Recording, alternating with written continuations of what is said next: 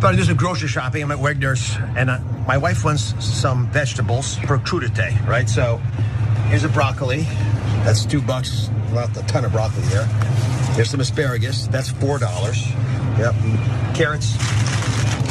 That's $4 more. That's $10 of vegetables there. And then we need some guacamole. That's $4 more.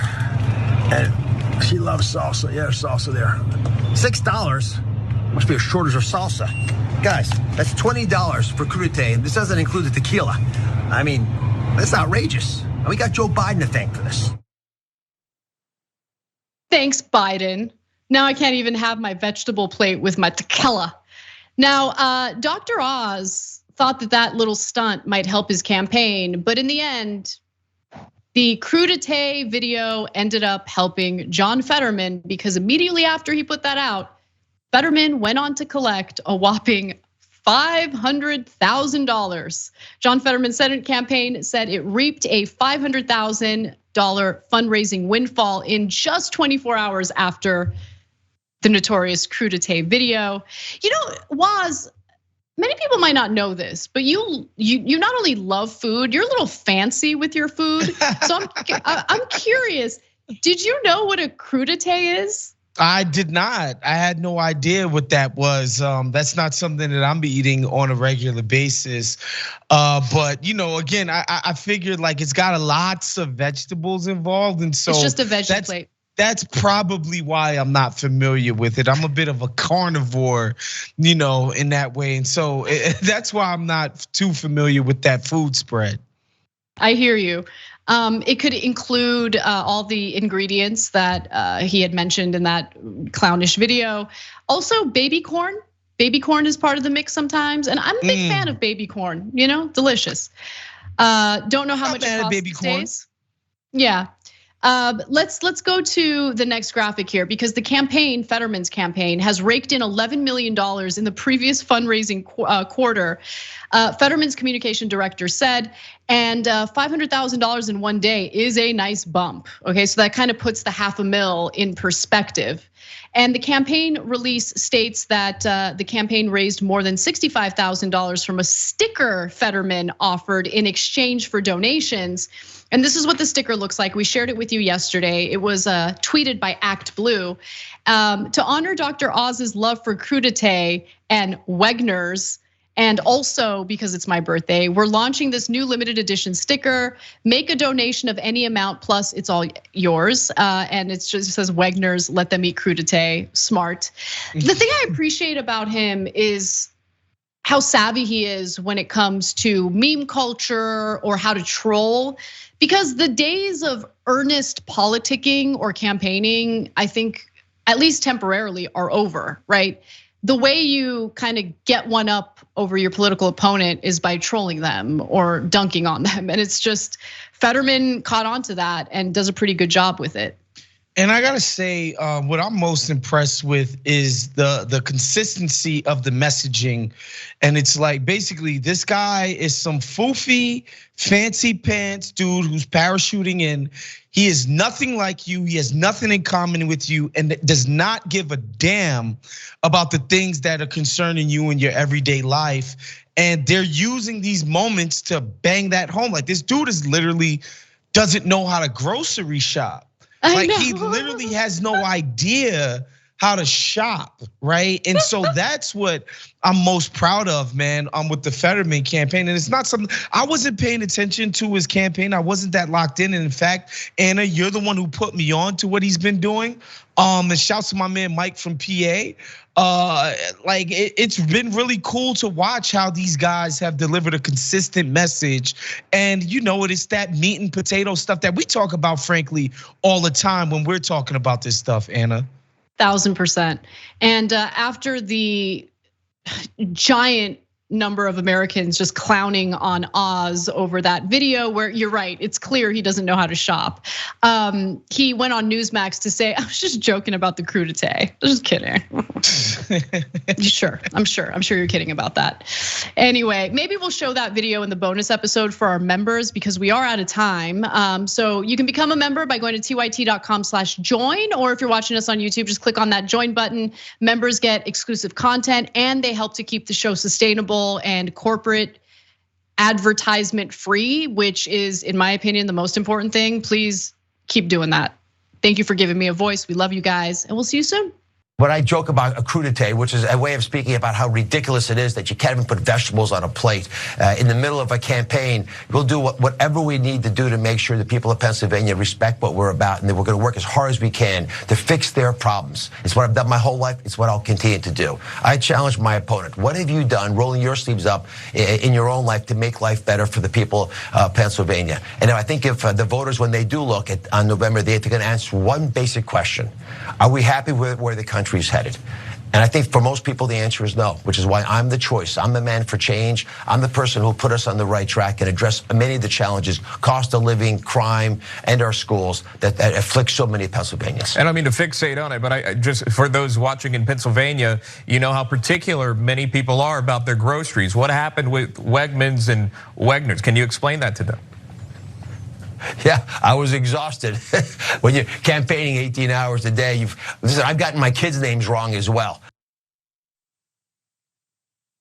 Or maybe you're just not from Pennsylvania and everyone knows it, and so you mispronounce the grocery store's name. That's okay.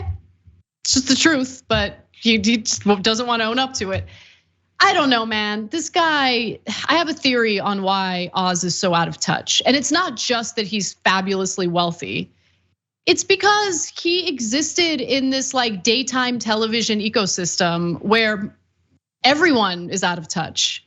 Because everyone else is like working, you know what I mean? Like they're trying to survive. And these guys are like, oh, let's do some cooking on the show. Like this is a cookbook, and like Rachel Ray comes in, which she's lovely. No hate for Rachel Ray, love her. Comes in, makes some pasta. Like they don't exist in the real world, okay? Normal people don't have the luxury of like freaking making pasta in the middle of the day. They got to feed their kids. They're off to their third job of the day. Like these people are super out of touch. So you said crudité because that's how you talk. You don't call a vegetable plate a. You don't call, you refuse to call it a vegetable plate. Like that's just not in their way of talking. They're fancy people doing fancy things, but he's just not right for the people of Pennsylvania or the country. Yeah, like just the way that he tried to legitimize and say, oh no, I'm gonna care about the real issues, etc. As if those two things aren't connected. Like how can you know or understand what actually matters to these people in a way that's like intimate, right? Like understanding what it means to these folks to put food on the table, literally. Make sure their kids are looked after and get a decent education.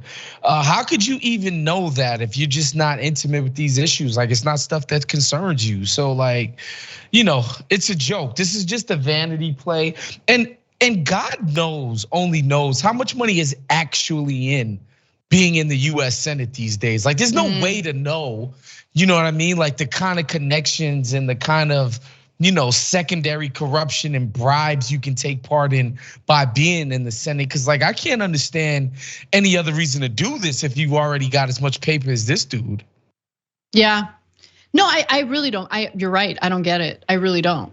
Because I would understand it, let's say, okay, you're wealthy or whatever, but you see that things are broken in our system, and you had some kind of pet issue, right? Like exactly. You're a psychopath, like Peter Thiel, who's like obsessed with like libertarianism, and you're like, you know what? We're gonna deregulate this place into oblivion. Like, all right, at least there's something you're chasing, even if it's ghoulish and evil. What is this dude chasing? What does he want? What's the change that he wants to be in the world? I don't understand this. No, he just, this is a little bit of inside stuff, but whatever, I'll talk about it. a few years ago, several years ago, definitely way before the pandemic happened. Cenk and I went to Portugal for some media conference, and Dr. Oz was there. And Dr. Oz had performed surgery on Cenk's uncle like a long time ago. So they kind of know each other. I don't really remember how this all went down, but I do remember we ended up, he asked to meet with us while we were at the conference. And I was like, okay.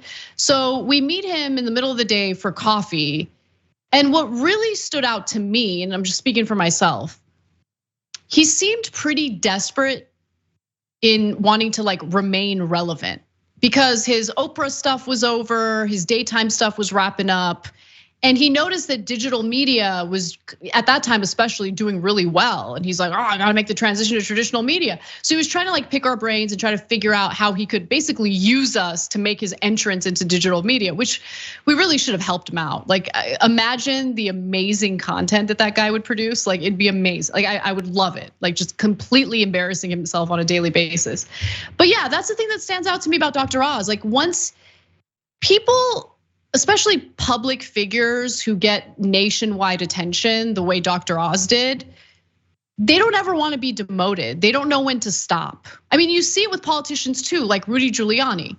Rudy Giuliani, not a politician that I really favored ever, even when he wasn't absolutely insane. Well, one of the greatest egomaniacs of all time. Totally. Like there is. They don't know when to stop. Yeah, he just can't. He is addicted to being the center of attention. You had your run as the guy who quote unquote cleaned up New York, whatever. America's mayor, flamed out horribly trying to run for president.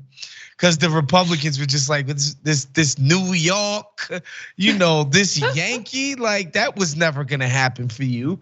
And then he was able to glom on with Trump, who he's been homies with for decades, but it's just thirst to be around the spotlight. Like thirst. These people don't want to be around their kids, their grandkids. Like I don't know. I don't get this type of stuff. Thanks for watching the Young Turks. I really appreciate it. Another way to show support is through YouTube memberships. You'll get to interact with us more. There's live chat emojis, badges. You've got emojis of me, Anna, John, JR. So those are super fun. But you also get playback of our exclusive member-only shows and specials right after they air. So all of that, all you gotta do is click that join button right underneath the video. Thank you.